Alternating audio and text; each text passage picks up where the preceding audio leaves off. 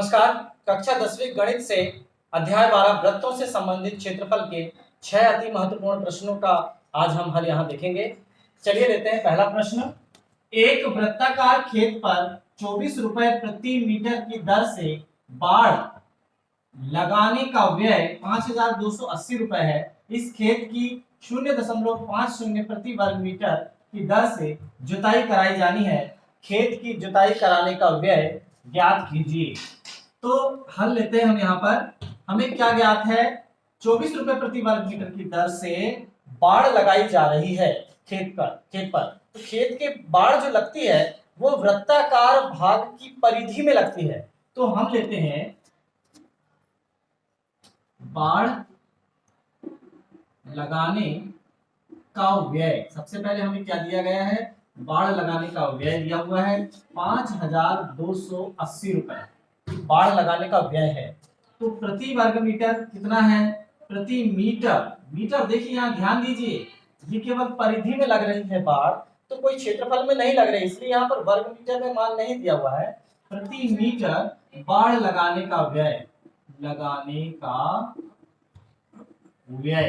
ये कितना है? यह है 24 रुपए है। इसका मतलब यह है कि 1 मीटर बाड़ लगाने का व्यय 24 रुपए है, पूरी बाड़ लगाने का व्यय 5280 रुपए है। तो पूरी परिधि कैसे निकलेगी? परिधि बराबर जो आसपास का पूरा भाग क्या निकलेगा? परिधि बराबर क्या निकलेगा?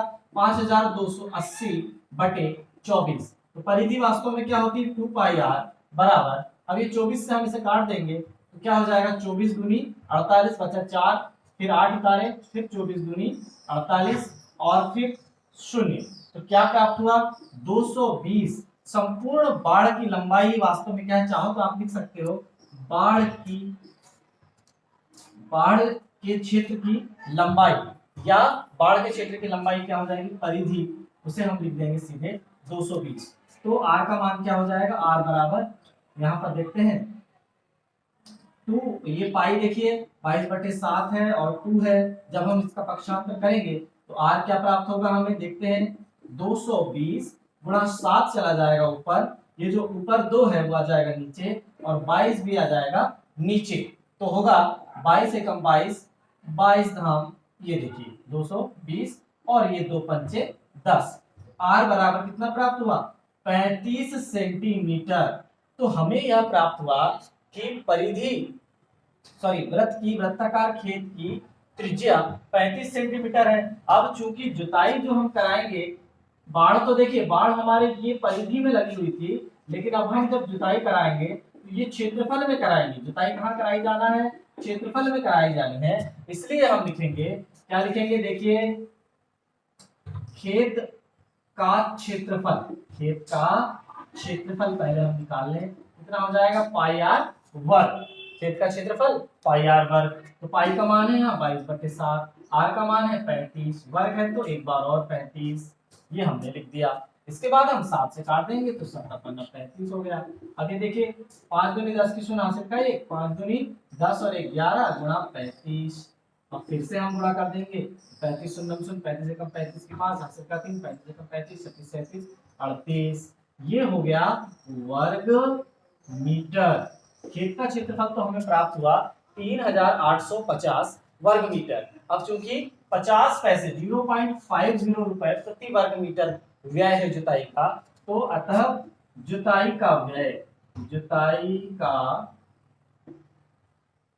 प्रति वर्ग मीटर व्यय सबसे पहले लिख देते हैं। जुताई का प्रति वर्ग मीटर व्यय बराबर 0.50 रुपए। 0.50 रुपए क्या है? जुताई का प्रति वर्ग मीटर व्यय है, इसलिए इतने वर्ग मीटर का व्यय कितना हो जाएगा? 3850 वर्ग मीटर पर व्यय कितना होगा? 0.5 में 3850 का गुणा कर देंगे। तो देखिए 0.5 मतलब आधा। अब सीधे सीधे हम इसमें गुणा कर देंगे तो सीधे सीधे हमें क्या प्राप्त हो जाएगा? 1925 रुपए। 3800 देखिए 19 38 और 50 का 25, तो हमें पता है कि आधा का जब हम गुणा कर रहे हैं तो 1925 रुपए। ये हमारा आंसर प्राप्त हो गया। प्रश्न क्रमांक 2, दो वृत्तों की त्रिज्याएं क्रमशः 8 सेंटीमीटर और 6 सेंटीमीटर हैं। उस वृत्त की त्रिज्या ज्ञात कीजिए जिसका क्षेत्रफल इन दोनों वृत्तों के क्षेत्रफलों के योग के बराबर है। तो हम लेते हैं हल।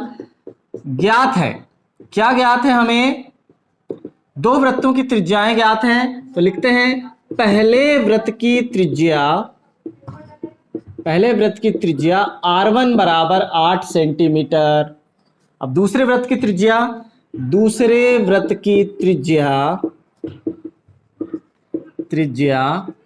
R2 बराबर 6 सेंटीमीटर। अब हमें उस वृत्त की त्रिज्या ज्ञात कीजिए जिसका क्षेत्रफल इन दोनों वृत्तों के क्षेत्रफलों के योग के बराबर है। तो माना बड़ा वृत्त जो बनेगा, बड़े वृत्त की त्रिज्या R सेंटीमीटर है। बड़े वृत्त की त्रिज्या को हमने क्या मान लिया? R सेंटीमीटर मान लिया। तो अब प्रश्नानुसार क्या होगा? बड़े वृत्त का क्षेत्रफल बराबर पहले वृत्त का क्षेत्रफल धन दूसरे वृत्त का क्षेत्रफल। बड़े वृत्त के क्षेत्रफल के बराबर हमने क्या कर दिया? पहले वृत्त का क्षेत्रफल धन दूसरे वृत्त का क्षेत्रफल। बड़े वृत्त का क्षेत्रफल पाई आर उसकी त्रिज्या है तो पाई आर वर्ग। पहले वृत्त का क्षेत्रफल क्या हो जाएगा? पाई R1 वर्ग, पहले वृत्त की त्रिज्या R1 है, दूसरे वृत्त की पाई R2 वर्ग। चलिए सबके मान रख देते हैं। पाई पहले कॉमन निकाल लीजिए, पाई R स्क्वायर, और यहां पर पाई कॉमन निकाल लेंगे। R1 स्क्वायर, R1 का मान कितना है? R1 का मान देखिए 8 है तो 8 का वर्ग धन R2 स्क्वायर कितना है? 6 है तो 6 का वर्ग। तो क्या प्राप्त होगा? पाई से पाई कैंसिल हो जाएगा, R स्क्वायर बराबर हो जाएगा 8 का वर्ग। 8 गुणा 8 करेंगे तो 8 अठैया 64 हो गया। 6 का वर्ग 6 गुणा 6 करेंगे तो 6 छिंग 36। तो R स्क्वायर बराबर 64 और 36 को जब हम जोड़ेंगे तो 100 प्राप्त होगा। तो R हमें क्या प्राप्त होगा? √100।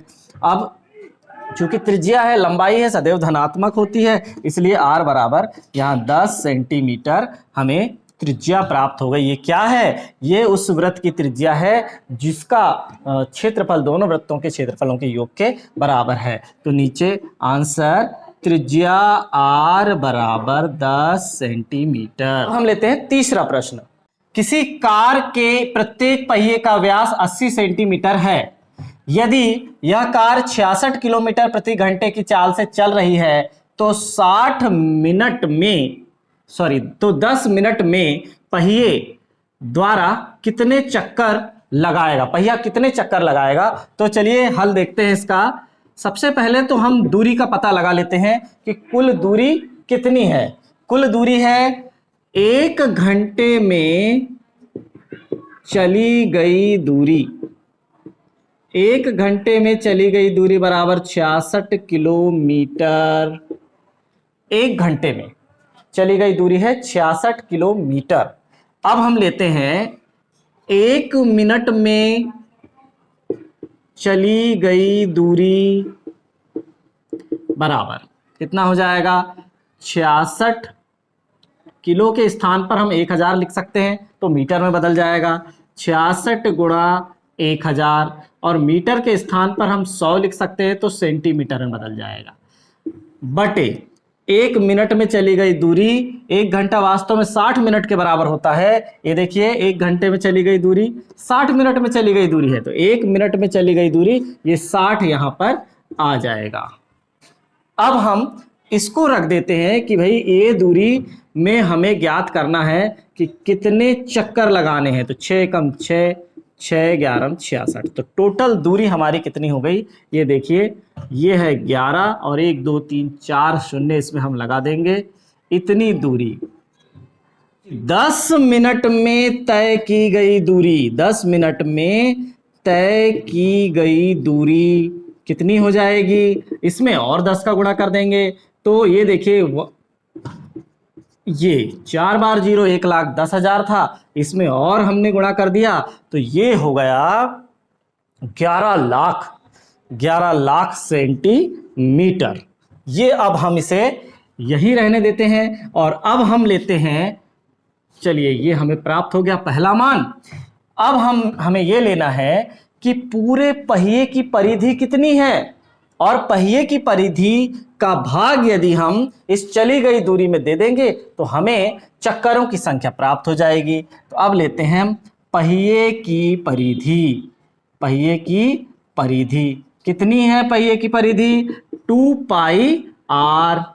2 आ गया, पाई का मान कितना 22/7, r का मान कितना है, देखिए 2 पाई r है और यहां पर हमें व्यास का मान दिया हुआ है, तो ठीक है इसे r ही रहने दो।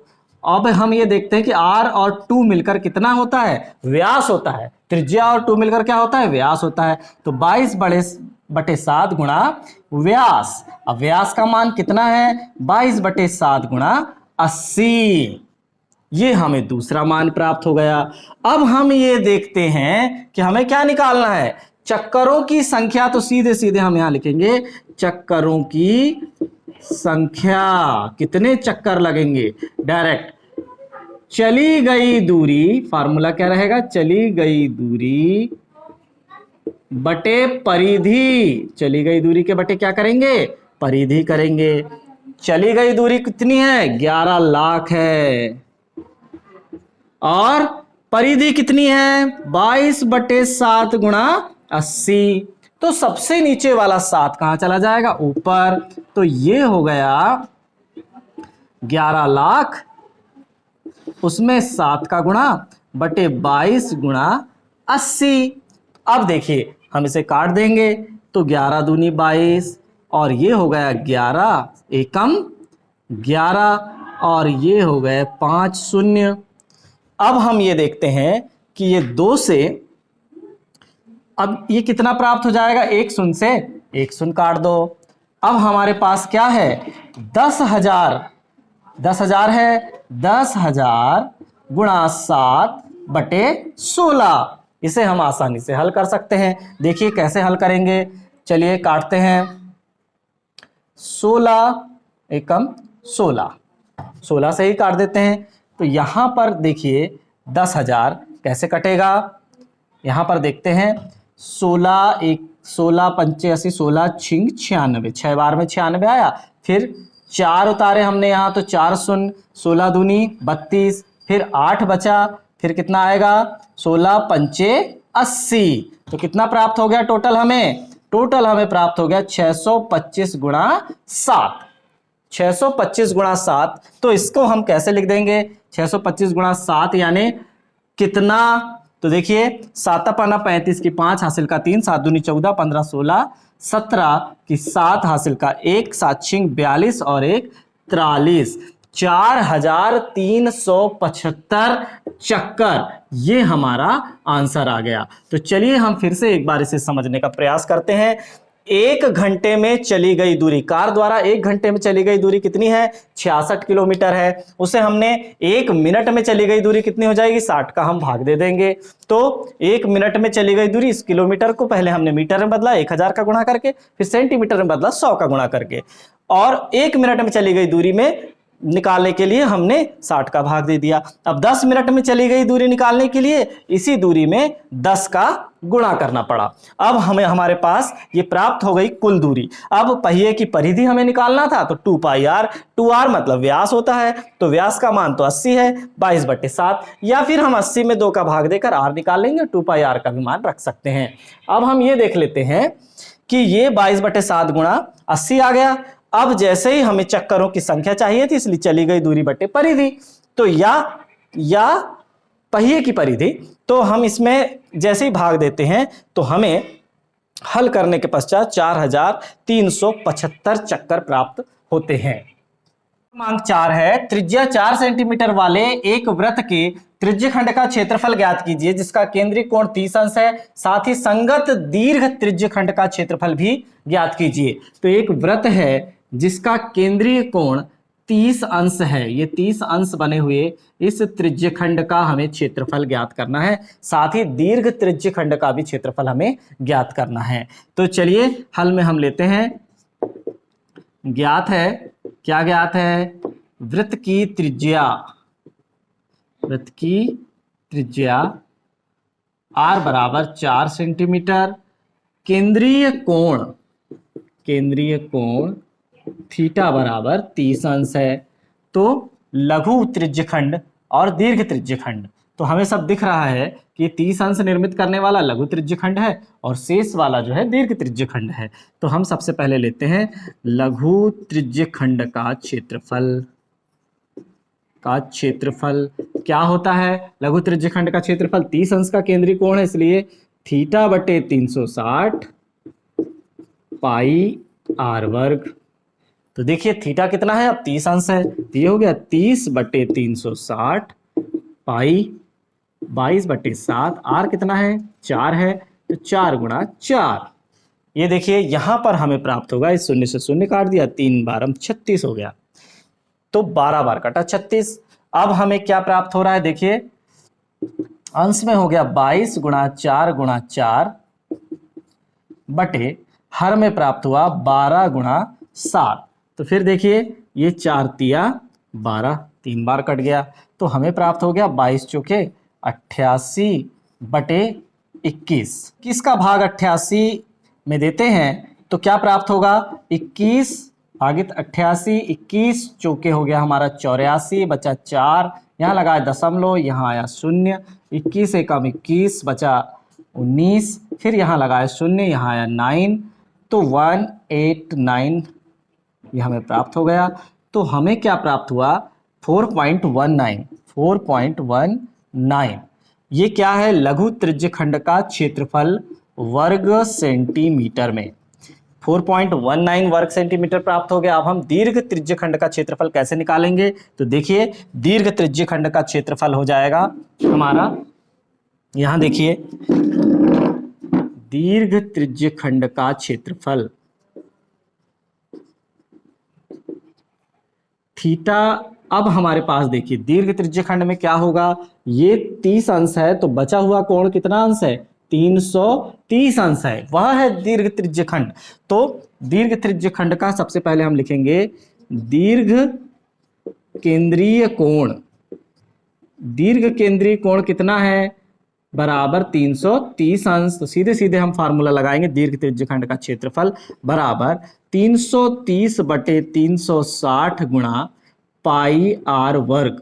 तो यहां पर हमें प्राप्त हो जाएगा, देखिए 3 11 33, 3 12 36, 11 बटे 12 गुणा 22 बटे 7 गुणा त्रिज्या का मान कितना है? 4 गुणा 4। तो फिर से हम कर लेंगे, 4 तिया 12, 4 एकम 4, तो ऊपर हमें प्राप्त हुआ 11 गुणा 22 गुणा 4 बटे 3 सत्ते 21। अब इस तरह से हम क्या करेंगे? इसका भाग दे देंगे, तो 22 चौके हो जाएगा, पहले तो गुणा कर देंगे, 22 चौके हो जाएगा 88, फिर 88 एकम 88 की 8 हासिल का 8, फिर 88 एकम 88 और ये हो गया 8 89 90 और ये हो गया 96, 968 बटे 21 का भाग दे देंगे 968 में। चलिए देते हैं, ये दिया मैंने 968 में 21 का भाग, तो कितना प्राप्त हुआ? 21 चौके ये हो गया 84, बचा कितना? यहाँ बचा 2, यहाँ बचा 1, उतारे 8, फिर यहाँ पर प्राप्त हो जाएगा 21 छिंग 126 हो जाएगा। ये देखिए 6 एकम 6, 6 दूनी 12, फिर बचा 2, अब यहाँ लगाए दशमलव, यहाँ आया शून्य, तो लगभग 21 20, तो यहाँ प्राप्त हो जाएगा 1। तो क्या प्राप्त हुआ? कुल मिला के 46.1 वर्ग सेंटीमीटर। तो हमें क्या आंसर प्राप्त हुए? लघु त्रिज्यखंड का क्षेत्रफल 4.19 वर्ग सेंटीमीटर और दीर्घ त्रिज्यखंड का क्षेत्रफल 46.1 वर्ग सेंटीमीटर प्राप्त हुआ। प्रश्न क्रमांक 5 लेते हैं। एक वृत्त के चतुर्थांश का क्षेत्रफल ज्ञात कीजिए जिसकी परिधि 22 सेंटीमीटर है। तो हल लेते हैं। वृत्त की परिधि क्या ज्ञात है हमें? वृत्त की परिधि बराबर 22 सेंटीमीटर। क्या होती है वृत्त की परिधि? 2 पाई आर का मान ज्ञात है 22 सेंटीमीटर। तो लेते हैं, अब हमें आर का मान चाहिए, तो 2 गुणा 22/7 गुणा आर बराबर 22। इसे हम ऐसे लिख सकते हैं। तो आर क्या प्राप्त होगा? 22, नीचे का 7 जाएगा ऊपर, और ऊपर का 2 और 22 दोनों आ जाएंगे नीचे, तो 22 से 22 कैंसिल हो जाएगा। वृत्त की त्रिज्या कितनी प्राप्त हुई? 7/2 सेंटीमीटर। हमें वृत्त के चतुर्थांश का क्षेत्रफल ज्ञात करना है, तो सीधे सीधे हम लेंगे वृत्त के चतुर्थांश का क्षेत्रफल बराबर, वृत्त का क्षेत्रफल क्या होता है? तो लिख देंगे 1/4 गुणा वृत्त का क्षेत्रफल। देखिए वृत्त के चतुर्थांश का क्षेत्रफल क्या होगा? 1/4, चौथा अंश चाहिए हमें वृत्त के क्षेत्रफल का, तो 1/4 गुणा वृत्त का क्षेत्रफल। तो वृत्त का क्षेत्रफल कितना है? पाई आर वर्ग बटे 4। तो पाई का मान कितना है? देखिए आप चाहो तो इसे ऐसे भी लिख सकते हैं, 1/4 गुणा पाई आर वर्ग, 1/4 गुणा पाई का मान है 22/7, आर वर्ग यानी 7/2 गुणा 7/2। आर वर्ग है इसलिए त्रिज्या की घात 7 त्रिज्या का मान है 7/2। एक 7 से एक 7 कैंसिल हो गया। और अब यहां पर अंश में कितना प्राप्त हुआ हमें? ये देखिए, 1 2 से 22 को हम 11 बार काट सकते हैं, तो अंश में हो जाएगा 11 7 77, और हर में हो जाएगा 4 दूनी 8 वर्ग सेंटीमीटर। तो वृत्त के चतुर्थांश का क्षेत्रफल हमें 77/8 वर्ग सेंटीमीटर प्राप्त हुआ। छठवां प्रश्न, 10 सेंटीमीटर त्रिज्या वाले एक वृत्त की कोई जीवा केंद्र पर समकोण अंतरित करती है। निम्नलिखित के क्षेत्रफल ज्ञात कीजिए। संगत लघु वृत्त खंड और संगत दीर्घ त्रिज्य खंड। तो समझते हैं कि ये है हमारा वृत्त और ये है त्रिज्य खंड, हमारा कहलाता है त्रिज्याओं। ये देखिए, त्रिज्याओं एवं चाप द्वारा घिरा क्षेत्र कहलाता है त्रिज्य खंड। 2 त्रिज्या है और चाप है, उनके द्वारा घिरा क्षेत्र कहलाता है त्रिज्य खंड। जबकि वृत्तखंड क्या होता है? जीवा एवं चाप द्वारा, जीवा और चाप, ये देखिए ये जीवा है और ये चाप है, इसके द्वारा जो क्षेत्र घिरा हुआ है इसे हम बोलते हैं वृत्तखंड। अब ये ज्यादा बड़ा केंद्रीय कोण द्वारा जो क्षेत्र घिरा होता है उसे हम दीर्घ त्रिज्य खंड कहेंगे। वैसे ही ये ज्यादा वाला जो शेष भाग है उसे हम दीर्घ वृत्तखंड कहेंगे। अब हमें क्या क्या ज्ञात करना है, चलिए देख लेते हैं। हमें ज्ञात करना है संगत लघु वृत्तखंड। तो ये हमारा हो गया वृत्त, ये केंद्र, और यहां पर हमारा बन रहा है केंद्रीय कोण 90 अंश। 90 अंश केंद्रीय कोण। ये देखिए 10 सेंटीमीटर है त्रिज्या, ये 10 सेंटीमीटर त्रिज्या, ये O, ये A, ये B, हम ऐसे नाम दे देते हैं। केंद्र पर समकोण अंतरित करती है, तो केंद्र पर समकोण अंतरित कर रही है। संगत लघु वृत्तखंड ज्ञात करना है, संगत दीर्घ त्रिज्य खंड ज्ञात करना है। इन सब के लिए हमें क्या ज्ञात है, तो हल में लेते हैं। ज्ञात है वृत्त की त्रिज्या R बराबर 10 सेंटीमीटर, केंद्र पर अंतरित कोण त्रिज्याओं द्वारा, लिख दो, त्रिज्याओं द्वारा केंद्र पर अंतरित कोण कितना है? थीटा बराबर 90 डिग्री है, समकोण अंतरित करते हैं। तो यहां पर हमें क्या ज्ञात करना है? ये देखिए ये भाग क्या है? वृत्तखंड है। लघु वृत्तखंड ज्ञात करना है और दीर्घ त्रिज्य खंड ज्ञात करना है। तो सबसे पहले हम ज्ञात करेंगे लघु त्रिज्य खंड का क्षेत्रफल। क्यों ज्ञात करेंगे? क्योंकि जब हम इस लघु त्रिज्य खंड के क्षेत्रफल में से इस समकोण त्रिभुज के क्षेत्रफल को घटाएंगे तभी तो हमें लघु वृत्तखंड का क्षेत्रफल मिलेगा ना। तो चलिए लघु त्रिज्य खंड का क्षेत्रफल क्या होगा? थीटा बटे 360 पाई आर वर्ग। थीटा का मान क्या है? थीटा का मान है यहाँ पर 90 डिग्री, 360 गुणा पाई का मान हमें रखना है। यहाँ पर निर्देश दिए गए हैं कि पाई बराबर 3.14 रखा जाए।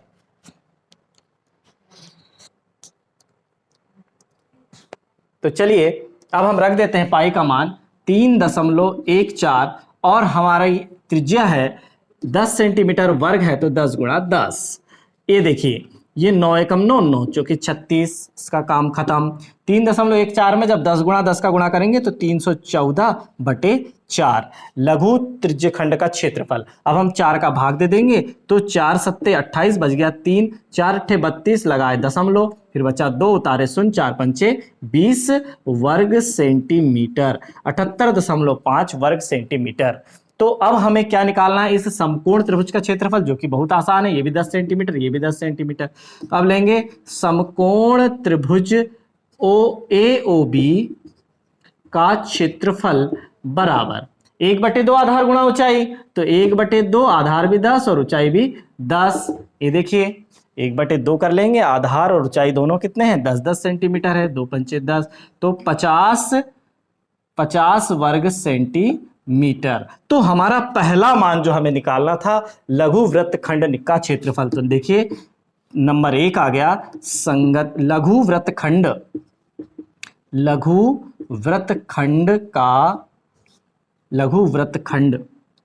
का क्षेत्रफल कितना है। देखिए लघु वृत्तखंड का क्षेत्रफल हमें निकालना है, तो लघु त्रिज्यखंड का क्षेत्रफल में से क्या घटाएंगे, ये पूरा लघु त्रिज्यखंड का क्षेत्रफल है, इसमें से यदि हम इस वृत्त के त्रिभुज के क्षेत्रफल को यदि हम घटा देंगे तो हमें लघु वृत्तखंड का क्षेत्रफल प्राप्त होगा। लघु त्रिज्यखंड का क्षेत्रफल ऋण त्रिभुज AOB का क्षेत्रफल।